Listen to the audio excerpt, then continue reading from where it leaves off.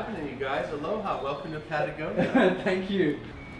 Hey Corey, it's Chipper Bro. Your film crew's here from Belgium.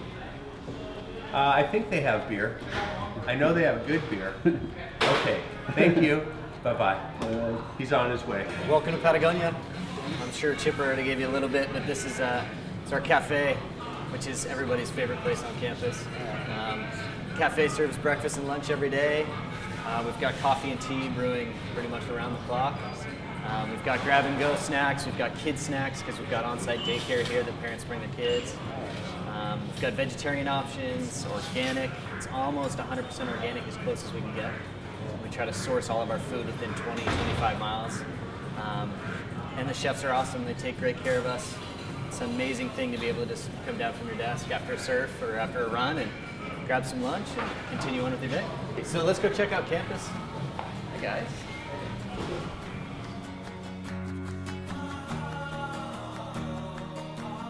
This is a very important part of the business that is very rarely discussed. Everything here, we test insulation, fabric swatches, waterproof membranes, anything and everything that we bring into production, or even that we sample. Yeah, so this is we've got engineers here, everybody that really can hone in on what we think is going to work best, not only functionally but environmentally as well. We're very fortunate in the fact that there's many manufacturers that want us to use their products, so they'll hand us fabric swatches, get us insulation styles, any things like that, and this is a place where we're able to test them on our own terms. This is our 40-year timeline, and this is just it's a quick snapshot about where the company's been, what we've done. And I think what's so cool about it is you really get an idea and a sense of how small the company was, starting strictly with hard goods here, and then how everything is kind of shifted and changed from not only a product standpoint, but from an environmental and social standpoint, to just becoming such a beacon for positivity and for what's possible, especially for a relatively small company. An example is like 1% for the planet. You know, Yvonne and Craig are just fishing buddies, and you know, they're hanging out, they're doing what they normally do, fishing on the side of a riverbank, and talk about a corporate tithing program and what Yvonne was already doing, and they said, well, you know, what can we do to kind of give this platform to other businesses? And they created 1% for the planet. That group itself has now surpassed over $100 million donated to grassroots environmental companies, which is amazing. Now, a lot of these companies, I think, you know, they don't do what we do because they don't know how, and it's, you know, it is hard to give away money in a really effective way. But 1% for the planet is a very easy way for those people to be like, hey, if we sign on to 1%, you guys can get rid of the money and make it go as far as it possibly can. They can make that dollar stretch, and that's so important for these businesses.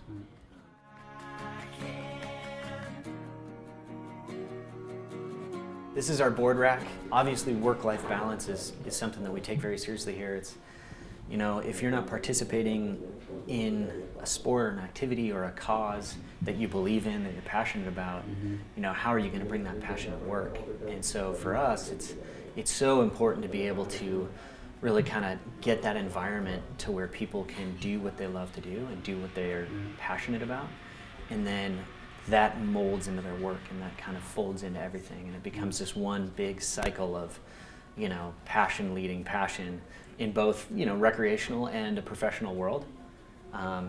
For us, this is just a really good reminder when you're walking down the stairs to go in and do what makes you happy, and take care of what makes you feel good, you know?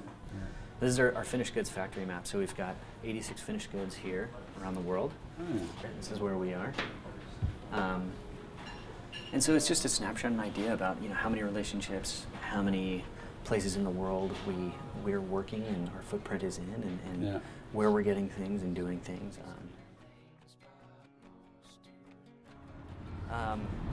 We talked about earlier, we have on-site daycare. So the child care program is phenomenal. It has bilingual instructor in every classroom. We've got age groups all the way. It's an educational on-site daycare. And here's the original tin shed. Yvonne works in there often when he has ideas about projects, and he's able to fabricate certain things. And the last couple projects he did had to do with fly fishing wading boots. And they're really cool, very innovative. I didn't really know what he was getting into at first. That's his thing now? Yeah, well, if he's not surfing, he's usually fly fishing. He's not fly fishing. He's usually traveling somewhere cool. And he lives a very, very simple life for somebody that's done so much. But it's an incredibly enriched life because it is so simple. I mean, he gets to focus on his craft, fly fishing and surfing and climbing, and it's a very cool thing to do, especially for the entire company to be built up and then to still keep this as as the original. And like I said, as the company got bigger, they just slowly took over, a room here, a room there, and then slowly integrated it to where they outgrew this space, outgrew the parking lot, moved into here, which is now our retail store. This is the very first retail store that Patagonia ever had. And they took over an old meatpacking plant building, so an old 1920s meatpacking plant that we just slowly turned into a retail store. So almost everything you see in here, regardless of it being a technical piece or a lifestyle piece or a piece of equipment, we try to use recycled content in almost everything we can. Our down sweater and our nano puff jackets, the face fabric is recycled polyester, and that's a significant thing when you think about the scale in which those products are sold. So a down sweater is one of the more iconic pieces of Patagonia. To have recycled content in that piece solely is amazing, because even if a customer's unaware of the recycled content, the benefits that they're getting and the messages that they're sending of having a piece with recycled content is a really good thing, and it's something that we constantly try to do.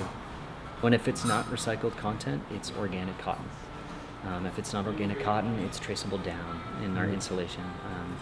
So we're always looking for as much of a way as possible to really connect it to causing the least amount of harm necessary in order to get the best products out there.